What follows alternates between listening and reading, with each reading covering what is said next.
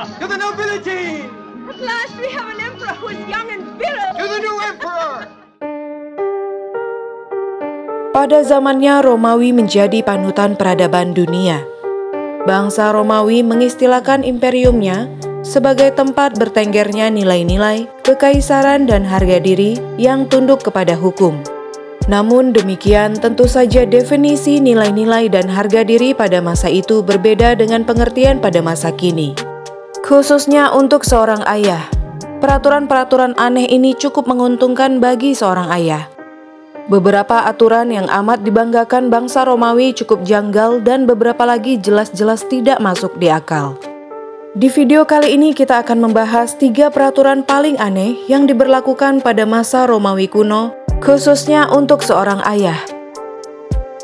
Sebelum kita lanjut, jangan lupa untuk subscribe dan tekan tombol lonceng agar kalian tahu kisah tokoh-tokoh dan tempat-tempat sejarah lainnya. Yang pertama, ayah boleh membunuh pacar putrinya. Jika seorang pria mendapati istrinya berselingkuh, ia dianjurkan untuk mengurung istri dan pacar istrinya, lalu memanggil para tetangga untuk menonton pasangan selingkuh itu.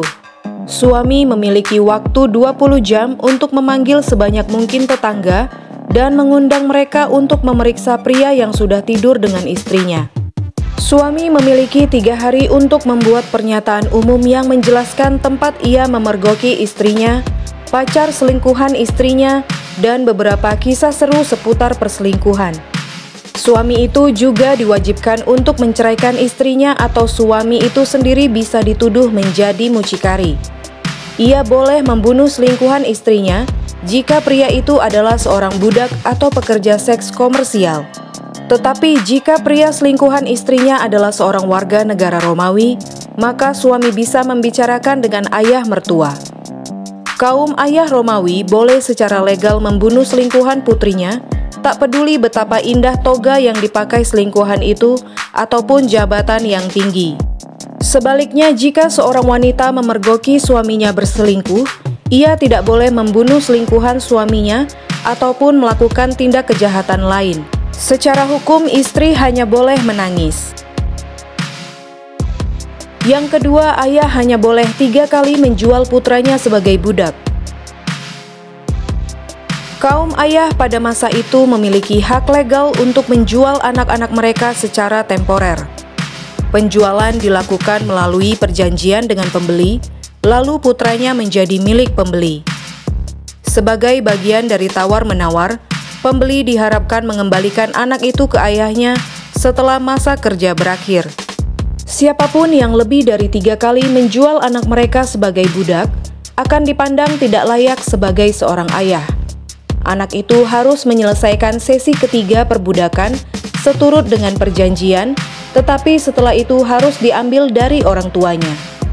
Batasnya hanya 3 kali penjualan sebagai budak untuk setiap anak. Jadi kalau si sulung sudah dijual 2 kali, berikutnya adalah giliran adiknya. Yang ketiga, ayah boleh membunuh seluruh keluarganya. Di awal masa Romawi, tidak ada batasan tentang hal-hal yang boleh dilakukan seorang ayah terhadap keluarganya. Ia boleh melakukan segala bentuk kekerasan. Bukan hanya memukul bokong anak, tetapi ia berhak membunuh anaknya kalau anaknya itu nakal. Hak ayah tetap berlaku bahkan setelah anak-anaknya tumbuh dewasa. Anak-anak perempuan masih ketakutan kepada ayahnya bahkan setelah menikah. Sedangkan untuk anak laki-laki, mereka baru merdeka setelah ayahnya meninggal dunia. Seiring berjalannya waktu, aturan itu sedikit diperlunak. Hak untuk membunuh para anggota keluarga diakhiri pada abad ke-1 sebelum Masehi. Tetapi ada beberapa pengecualian. Dalam aturan baru, ayah boleh membunuh putra-putranya kalau putra-putranya didakwa pidana. Demikian pembahasan kita mengenai 3 peraturan paling aneh yang diberlakukan pada masa Romawi kuno, khususnya untuk seorang ayah. Kiranya bisa menambah pengetahuan kita semua. Terima kasih buat kalian semua yang sudah menonton dan sampai jumpa di video berikutnya.